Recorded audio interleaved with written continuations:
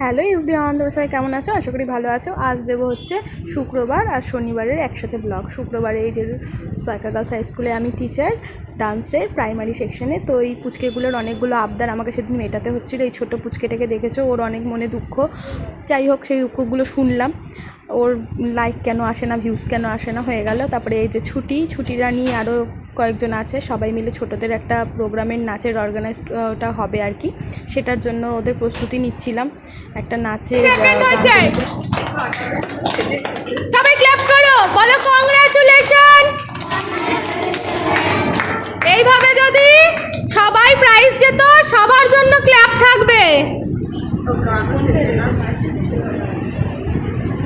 তো ওটা দেখে বুঝতে পারলে স্টুডেন্টটা আমার সেকেন্ড হয়েছে। তো স্কুল থেকে ডিরেক্ট ড্রেস পরেই প্রোগ্রাম, মানে স্কুলের কম্পিটিশান শেষ করে চলে এলো। আর এই যে নাচ শেষ হয়ে গেছে, তারপরে অন্য জায়গায় গিয়ে আমার বোনের উৎপাত দেখো।